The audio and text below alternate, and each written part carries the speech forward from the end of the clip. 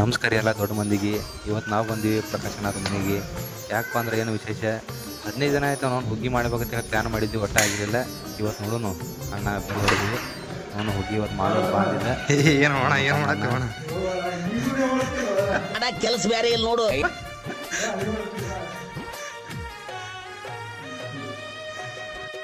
ಅಣ್ಣಗಳ ಮನೆ ನೋಡ್ರಿ, ಬರೀ ಮಗನ ಫೋಟೋ ಹಾಕ್ಯಾನ. ಅಣ್ಣ ಕುಕ್ಕರ್ನಾಗ ಹುಗ್ಗಿ ಕುದಿಯಾಕಿಟ್ಟಾನ್ರಿ. ಈಗ ಈ ಕಡೆ ಗೋಡಂಬಿ ಸುಲಿಯಾಕ ನೋಡ್ರಿ, ಸ್ವಲ್ಪ ಹುಗ್ಗಿಗೆ ನೀರು ಕಡಿಮೆ ಬಿದ್ದು ನೀರು ಹಾಕಿದೀವಿ. ಆಮ್ಯಾಗ ನೋಡ್ರಿ ಈ ಕಡೆ ಅಣ್ಣ ಬಾದಾಮ್ ಇದು ಮಾಡಿದ್ರಿ, ಬಾದಾಮ್ ತುಪ್ಪದಾಗ ಹುರ್ಕೊಂಡು ನಾವು ರೆಡಿ ಮಾಡ್ತೀವಿ. ಸಾಕು ಬಿಡು ಅಣ್ಣ, ಎಷ್ಟು ಕೊಡ್ತೀವಿ ಅದು ಸಾಕು ಬಿಡು. ಹುಗ್ಗಿಗೆ ಹಾಲು ಹಾಕಿದ್ವಿ, ಹಂಗೆ ಹಾಲು ಹಾಕಿ ಕರೆದಿದ್ದು ಗೋಡಂಬಿ ಬಾದಾಮ್ ಹಾಕಿದೀವಿ. ಅಣ್ಣ ಗಿಮ್ಮನಾಗ ತಿರುಗಾಡತ್ತಿದ್ರಿ ಅವನು.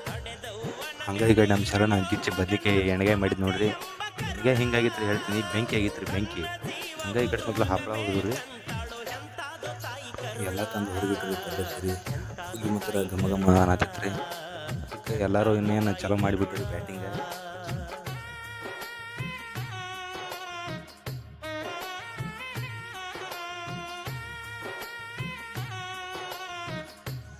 ನಮ್ಮ ಶರಣ 15 ದಿನ ಆಯ್ತು ಬರೀ ಹುಗ್ಗಿ ಹುಗ್ಗಿ ಅನ್ನತ್ತಿದ್ರಿ.